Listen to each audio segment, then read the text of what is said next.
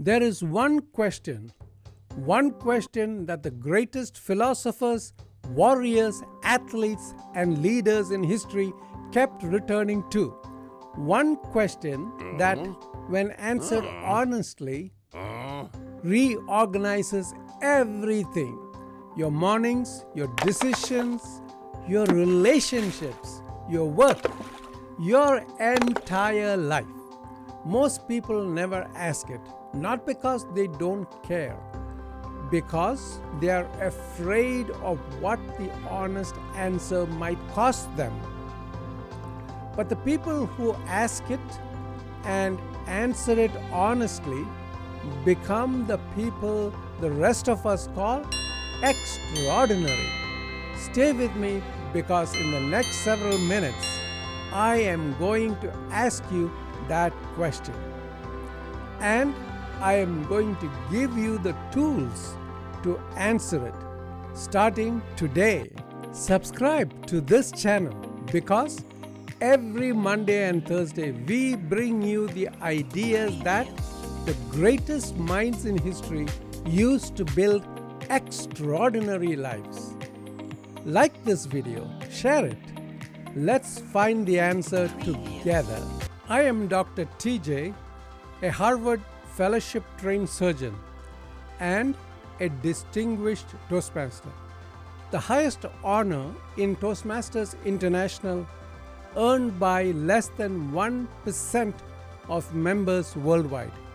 And everything I'm about to share with you comes from decades of real-world experience at the highest levels. Over 2,000 years ago, a man named Aristotle sat in Athens and asked a question that no one had asked quite so clearly before.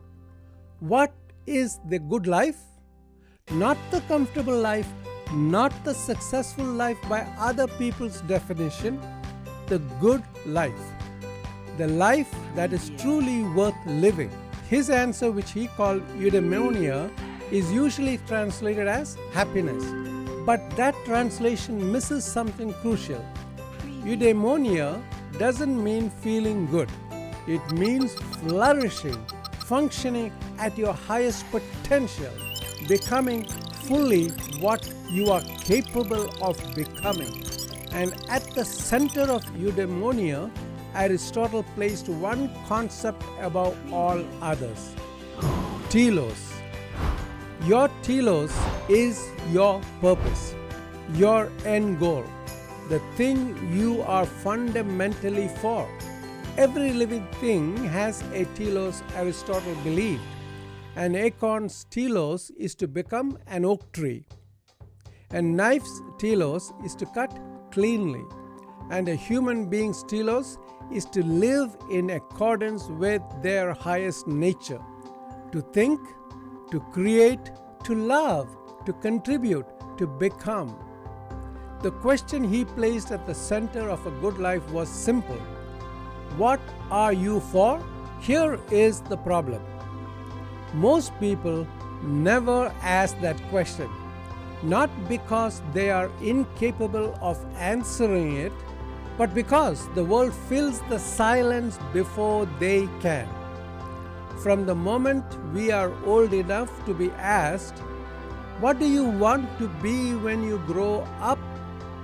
the answers offered to us are almost always someone else's answers. Doctor, lawyer, engineer, something safe, something respectable, something that pays well. And so we build lives around those answers. Competent lives, comfortable lives, lives that look right from the outside and feel hollow from the inside. Research by psychologist Martin Seligman, one of the founders of positive psychology, found that people who describe their work as a calling, as something they are fundamentally for, report significantly higher levels of well-being, engagement, and resilience than those who see it merely as a job or even a career. The difference is not the work itself. The difference is whether the work connects to a sense of purpose.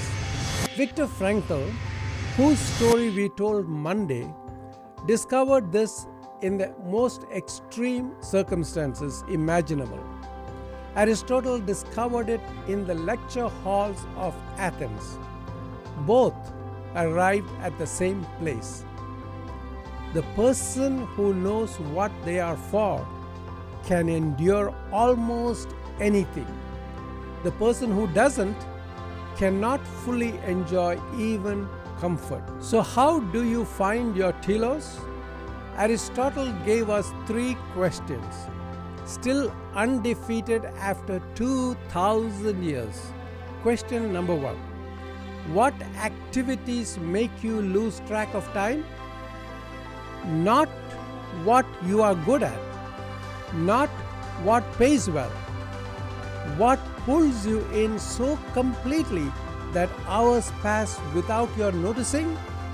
That pull, that state of total absorption is a signal. It is pointing towards your nature. Question number 2. What would you do if you knew you could not fail?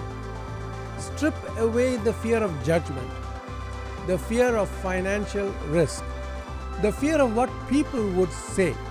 What remains? What you find there underneath all the fear is closer to your telos than anything on your resume. Question 3. What do you want to have contributed when your life is over? Not what you want to have achieved, not what you have accumulated. What do you want to have given? Aristotle believed that the highest human purpose is always relational. It connects us to something beyond ourselves. The person who can answer all 3 of those questions honestly, not aspirationally, is holding their compass. They know which direction to walk. And here is what 2000 years of human wisdom tells us about that walk. It is never too late to begin. It is never too early to ask the question. And the asking itself, the honest, courageous asking, is already the first step towards the answer. What are you for? Ask it tonight. Answer it honestly, and let the answer change everything. Here are 3 quotations from Aristotle. The first: knowing yourself is the beginning of all wisdom. End quote. Aristotle and the Philosophy of Purpose. Quotation 2. We are what we repeatedly do. Excellence then is not an act, but a habit. Aristotle and the Philosophy of Purpose. The third and last quotation. The energy of the mind is the essence of life. End quote. Aristotle and the Philosophy of Purpose. Aristotle asked the question 2000 years ago. Viktor Frankl answered it in Auschwitz. The greatest minds in human history kept returning to the same place. What are you for? Here is your challenge tonight. Open a journal or a notes app and write the 3 questions. What makes me lose track of time? What would I do if I knew I could not fail? What do I want to have given when my life is over? Take 20 minutes, answer them honestly. Not the answers that sound good, the answers that are true. Because somewhere in those 3 answers is the life you were built to live. Share this with someone who is searching for direction right now.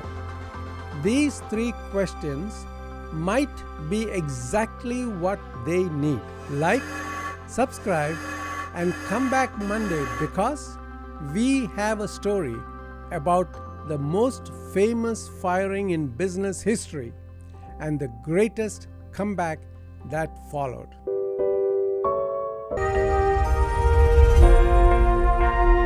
You are unstoppable.